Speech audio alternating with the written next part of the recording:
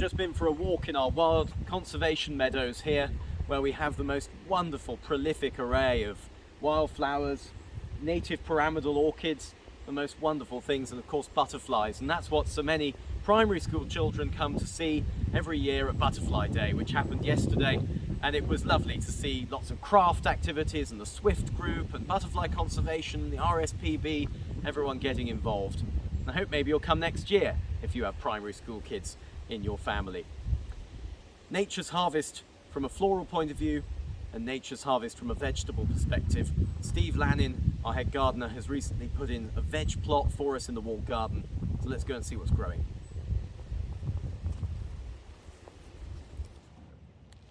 So we're over in the walled garden now, and you can see we've got some strawberries, but we've also got, if I come up, a load of wonderful things like beans and carrots, radishes, potatoes, all in flower. Not the flowers you want, of course, it's the it's the tuber at the bottom.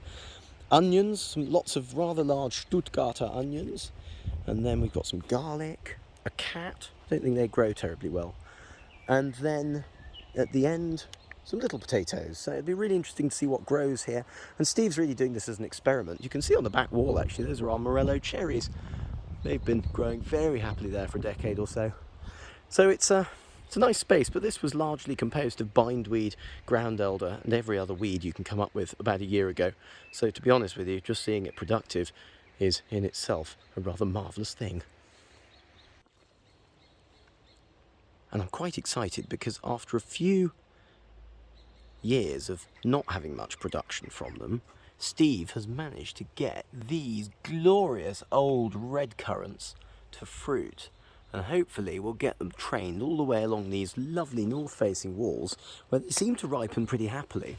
With some white currants in there, there's some black ones at the end, and I think that should make some really wonderful jellies in time. What's going on, Marianne? Oh, hello. Well, we're currently in my new cutting garden, which Steve and the team have very kindly put in. And these are divine sweet peas, which, as many of you know, are wonderfully scented and make for the perfect posy. Now, if you cut them every day, I have been assured that it will make it more productive and it will encourage more flowers because it doesn't set seed. So, secateurs to the ready every evening. Where are these mysterious vegetables going to be used? Well, at the back of this field as much as anything on the 22nd and 23rd of July. Marianne, my darling wife, what's going on? We cannot wait. So following the Bounce Back Festival for the last 2 years, we have worked with Claire Martin to curate a jazz festival for the weekend. And on the Friday night, we see Joe Stilgo return. So some of you may remember he was here in 2020, just 3 weeks after the end of lockdown. He caught COVID, didn't he? He caught COVID last year when he was meant to come back. Yeah. And this year, he's alive and well, has just... That's good. Good news.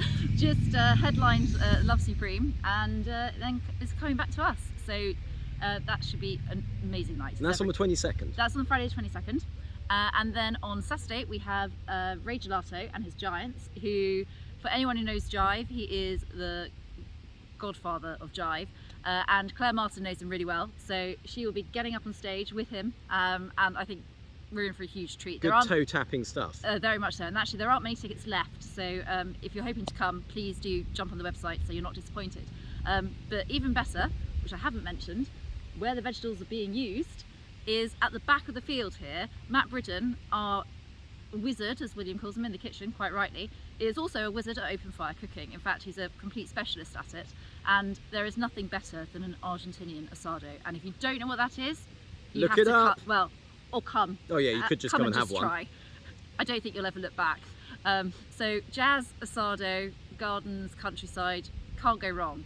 Although I do think that the very last concert of the weekend is probably the one that you and I are most looking forward to. It's certainly one I'm most excited about because Martin Taylor is one of the world's finest guitarists, and I mean there's no level of finest that you can add to that.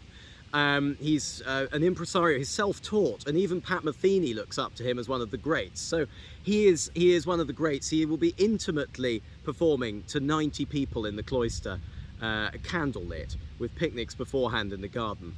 Imagine an evening like this with that going on. You'll be talking about that gig for years to come. So not many tickets left, and we allocate seats on a first booked, first sat basis, so don't hang around waiting.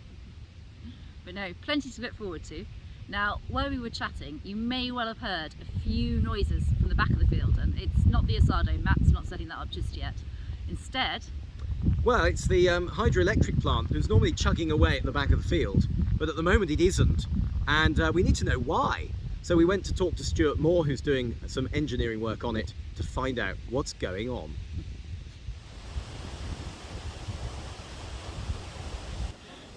So I'm standing at the hydroelectric plant at Iford, which is a 44 kilowatt rated machine put in 2011, and I'm standing with Stuart Moore, who is our resident, as it were, well, not really resident, actually, coming down from the north, but expert on hydro. Stuart, we've got a lot of restoration, renovation work going on. Just maybe explain a little bit what's going on. Yeah, absolutely. So what we're looking at the moment is trying to protect the system from unexpected failure. So we're looking at some of the key vulnerabilities like the lower bearing. It's much better to repair it now when the sun's shining than it is in the middle of the winter when you want to be generating. So we're getting in there to do an inspection, send it away for some works. But also, while we've got it off, we're looking at the opportunity to jet wash the whole system to improve the efficiency, because the surface friction is quite high at the moment, and with it been running into the lower flows, it's now growing a lot more algae. And that means a repaint, doesn't it? Yeah, absolutely, yeah. So again, it's preventative maintenance, so while we're down there we may as well find all the rough spots to prevent them exacerbating.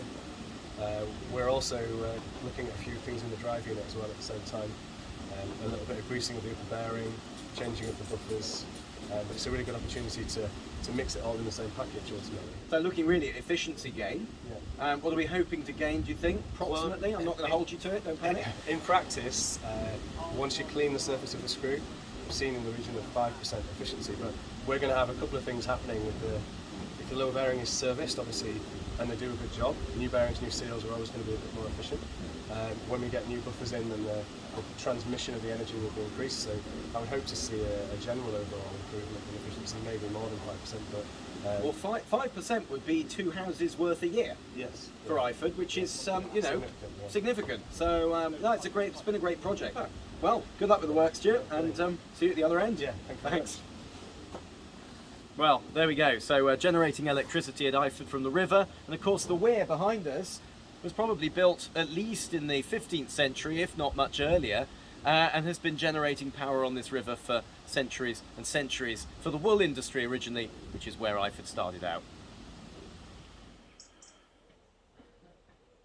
The rose terraces at Iford are full of old forms of roses which Harold Peto had at Iford 100 years ago.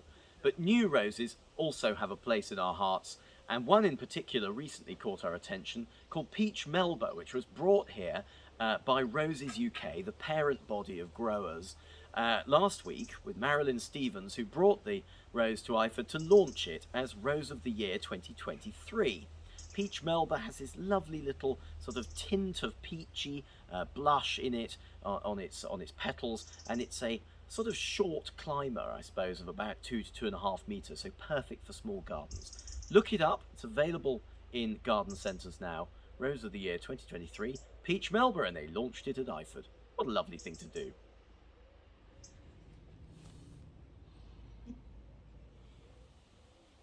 And a summer video wouldn't be complete, would it, without a view of the Great Terrace at Iford. The lickness is coming through the Lauren's grape poppies, roses on the columns. It's that wonderful, abundant lushness that July and the late summer provides. And I can't wait to see the borders filling out in the coming months. So there's lots going on. I hope you'll remember to book your tickets for the jazz, and we'll see you very soon.